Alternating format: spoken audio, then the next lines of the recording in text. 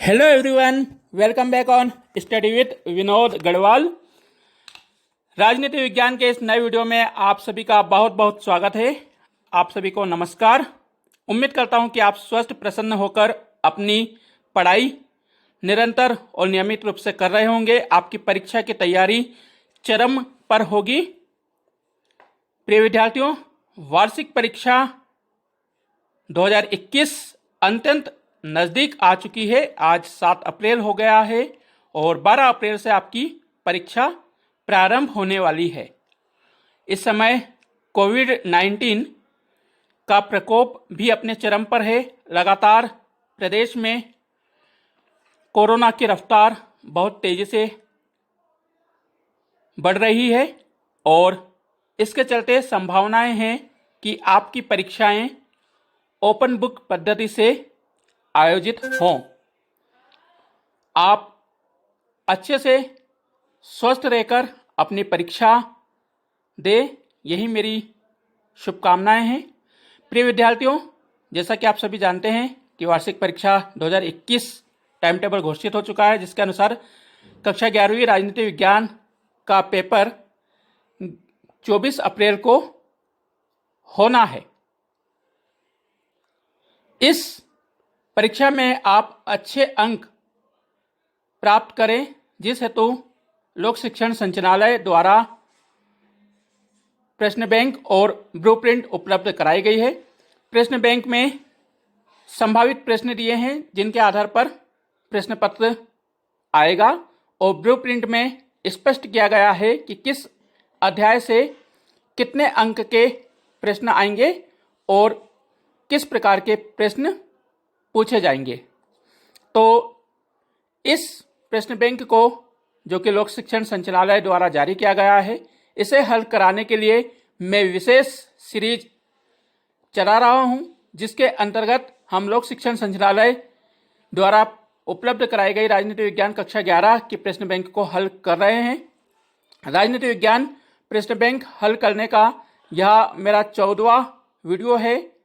इसके पहले 13 वीडियो में हमने वस्तुनिष्ठ प्रश्न और अध्याय 3 एवं 4 के 2 नंबर के प्रश्नों को हल कर लिया है। आज इस वीडियो में हम अध्याय 5 विधायिका के 2 नंबर के प्रश्नों को हल करेंगे। मेरे द्वारा अभी तक आपको 29 अंक प्रदान किए जा चुके हैं। परीक्षा जब होगी, रिजल्ट जब आएगा तब आएगा, लेकिन हमारे पास हमारा परीक्षा परिणाम आज से ही है। बशर्ते आप मेरे द्वारा तैयार किए गए सभी वीडियो को ध्यानपूर्वक सुन रहे हों, कॉपी में नोट कर रहे हों और नोट करने के बाद उसे याद भी कर रहे हों। प्रिय विद्यार्थियों, मैं दोबारा यह बात स्पष्ट कर रहा हूं कि पूरी संभावना है कि आपकी परीक्षा ओपन बुक पद्धति के आधार पर हो। तो इस लिहाज से आपके लिए मेरे वीडियो काफ़ी लाभदायक होंगे, अतः आप सभी वीडियो को ध्यानपूर्वक सुनें और कॉपी में नोट करें। यदि आप चैनल पर नए आए हैं तो आप सभी से गुजारिश है कि आप सबसे पहले मेरे चैनल को सब्सक्राइब करें, बेल आइकन का बटन अवश्य दबा दें ताकि आपको नए वीडियो अपलोड होने का नोटिफिकेशन मिल सके। यहाँ पर प्रतिदिन एक नया वीडियो आपको देखने को मिलेगा। वीडियो पसंद आए तो इसे लाइक और अधिक से अधिक शेयर करें। तो चलिए शुरू करते हैं हम हमारा आज का वीडियो क्रमांक 14। इसके अंतर्गत आज हम कक्षा 11 राजनीति विज्ञान की प्रथम पुस्तक भारत का संविधान सिद्धांत और व्यवहार के अध्याय 5 विधायिका के प्रश्नों को हल करेंगे। ब्लूप्रिंट में बताया गया है कि अध्याय 5 विधायिका से कुल मिलाकर 8 अंक के प्रश्न पूछे जाएंगे। इनमें से 1 अंक का एक वस्तुनिष्ठ प्रश्न, एक 2 अंक का और एक 5 अंक का प्रश्न आएगा। तो 1 अंक वाले वस्तुनिष्ठ प्रश्न को हम पूर्व में ही हल कर चुके हैं। आज 2 नंबर के लिए हम इस वीडियो को अंत तक सुनेंगे और अपने 2 अंक और पक्के करेंगे। तो चलिए अब हम प्रश्न उत्तर को आरंभ करते हैं। इसमें पहला प्रश्न है, दल बदल से क्या आशय है? दल बदल से क्या आशय है? उत्तर नोट करिए आप। यदि कोई सदस्य अपने दल के नेतृत्व के निर्देश के बावजूद सदन में उपस्थित ना हो या अपने दल के आदेश के विपरीत सदन में मतदान करे अथवा स्वयं अपनी इच्छा से अपने दल की सदस्यता से त्यागपत्र दे दे और किसी अन्य दल में शामिल हो जाए तो उसे दल बदल कहते हैं।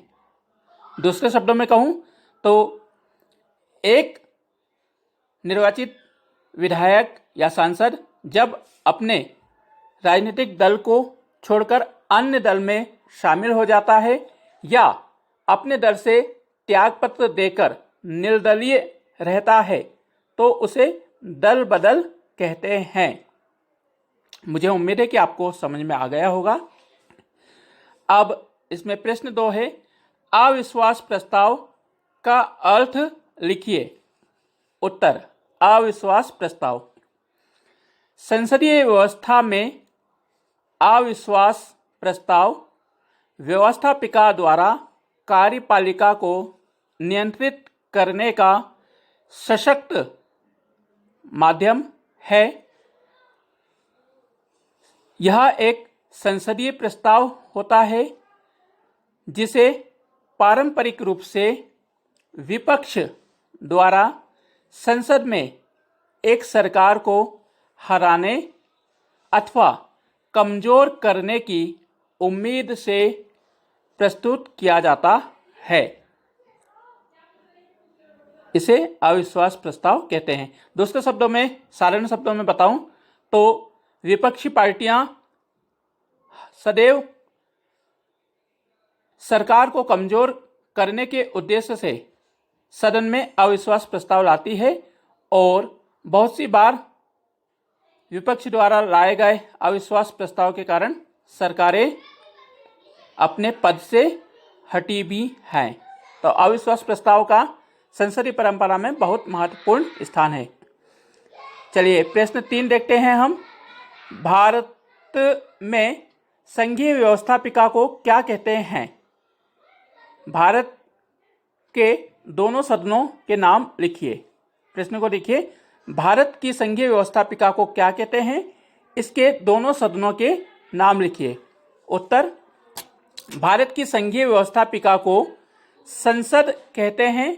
इसके 2 सदन हैं, एक लोकसभा जिसे निम्न सदन या लोकप्रिय सदन भी कहा जाता है, दूसरा राज्यसभा जिसे उच्च सदन के नाम से जाना जाता है।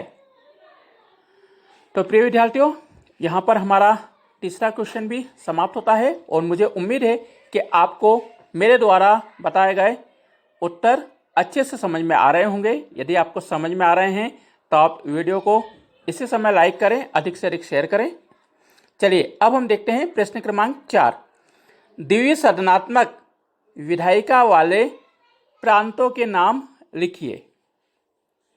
उत्तर, आपको बताना है कि ऐसे कौन कौन से प्रांत हैं जहां पर विधायिका के 2 सदन हैं। तो उत्तर है इसका, भारत में द्विसदनात्मक वाले 5 प्रांत हैं। इनमें बिहार, उत्तर प्रदेश, महाराष्ट्र, कर्नाटक और जम्मू कश्मीर शामिल है। प्रिय विद्यार्थियों, यहाँ पर याद रखिएगा कि जम्मू कश्मीर 2019 से केंद्र शासित प्रदेश बन गया है, जिस लिहाज से आज केवल 4 प्रांतों में द्विसदनात्मक विधायिका है। बिहार, कर्नाटक, उत्तर प्रदेश और महाराष्ट्र। 5वां जो राज्य है जम्मू कश्मीर, वो वर्तमान में केंद्र शासित प्रदेश बन गया है। तो भी आप इन 5 नामों को याद रखिए, बिहार, महाराष्ट्र, कर्नाटक, उत्तर प्रदेश और जम्मू और कश्मीर। तो यहाँ पर आपका चौथा प्रश्न भी समाप्त होता है। अब अंतिम प्रश्न है इस अध्याय का, धन विधेयक क्या है? धन विधेयक क्या है या धन विधेयक किसे कहते हैं? उत्तर, धन विधेयक यह सरकार का आय व्यय का लेखा जोखा प्रस्तुत करने वाला विधेयक है। धन विधेयक उसे कहते हैं जिसमें करों के अधिरोपण, उन्मूलन, छूट, परिवर्तन या विनियमन से संबंधित प्रावधान होते हैं। दूसरे शब्दों में बताऊं तो सरकार के आय व्यय का लेखा जोखा करने वाला विधेयक धन विधेयक कहलाता है। इसके तहत सरकार नए करों को लगाती है, कुछ करों को समाप्त करती है, कुछ में छूट देती है और कुछ में परिवर्तन करती है। धन विधेयक के लिए यह आवश्यक है कि यह सबसे पहले लोकसभा में ही प्रस्तुत होता है। गौरतलब है कि जो साधारण विधेयक रहते हैं वे संसद के किसी भी सदन में प्रस्तुत होते हैं, लेकिन धन विधेयक के लिए यह बाध्यता है कि वह सबसे पहले लोकसभा में ही प्रस्तुत किया जाएगा। तो प्रिय विद्यार्थियों, ये थे हमारे अध्याय 5 विधायिका के लघुत्तरीय प्रश्न, जो कि 2 अंक के दृष्टि से परीक्षा में पूछे जाएंगे और मुझे पूर्ण विश्वास है कि आपको अच्छे से समझ में आए होंगे। यदि आपको कहीं पर कोई समस्या आती है तो आप कमेंट कर सकते हैं। मैं भरपूर प्रयास करूंगा कि आपकी कठिनाई को अगले वीडियो में दूर कर सकूं।